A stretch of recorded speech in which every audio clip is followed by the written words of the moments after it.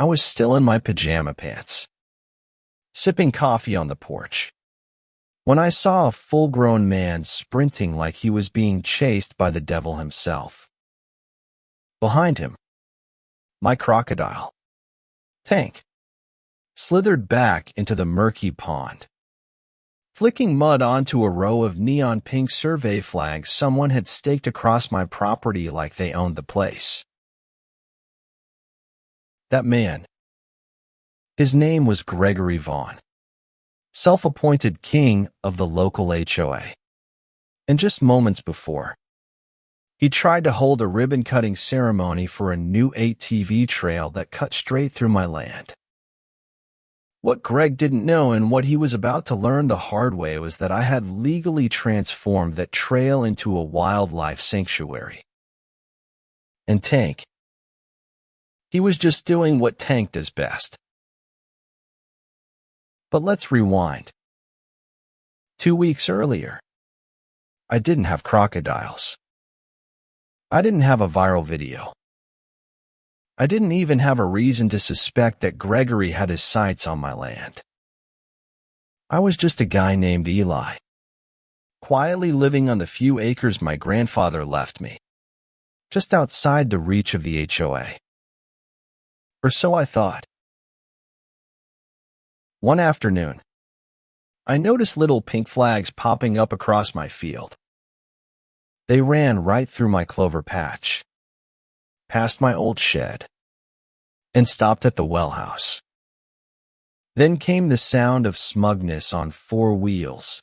A gleaming golf cart rolled up, and there was Gregory in a starched shirt and mirrored sunglasses. "Morning, neighbor," he said with a smirk that made my skin crawl. "Just staking out the new community trail. Should be a real hit with the ATV crowd." I stared at him. Through my land.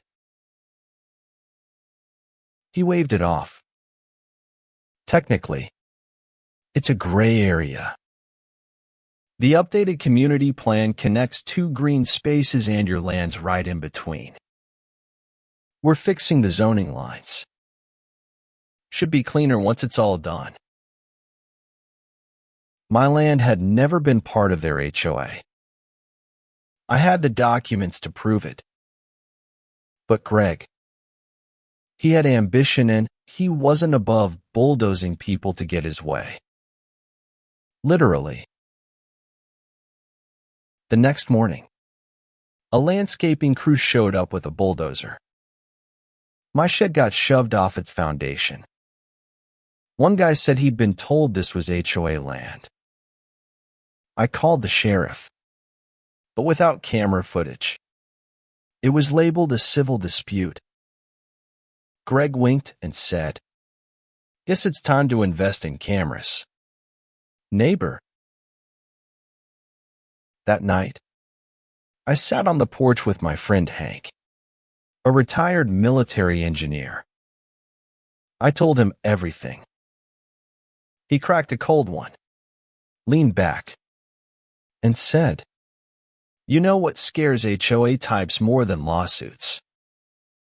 Crocodiles." I laughed, then paused. "Wait. Can I do that?" Turns out, yes. With the right permits, fencing, and signage, I could legally register a section of my land as a reptile conservation zone. Non-breeding, contained, and protected by law. That night, I barely slept. 3 days later, with Hank's help, I filed the paperwork, reinforced the fencing, and reached out to a herpetology center.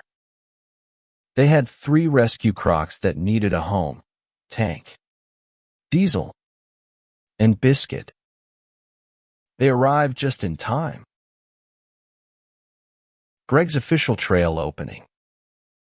A disaster. He brought the HOA board, a photographer, and even balloons. But when one member leaned over the fence for a photo, Tank lunged. Screams. Mud. A ruined handbag and me. Calmly sipping coffee. Watching from a safe distance. The footage went viral. Thanks to my niece Lana, who posted it with the caption, "When HOA meets Jurassic Park." Within days, Greg was panicking. The HOA chat leaked. He ranted about unauthorized wildlife and conservation scams. One message read, "We can't let one man derail a $50,000 trail system." But this wasn't about trails anymore. Greg had underestimated me.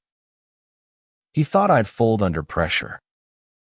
Instead, I had permits, community support, and 3 very motivated reptiles. Then came the drone. HOA flew it over the pond to gather evidence. Tank jumped and took it down midair. The video hit 100,000 views. Public opinion was swinging hard in my favor. People cheered. Local reporters showed up. I declined interviews, but I let them film the sanctuary clean, lawful, and thriving.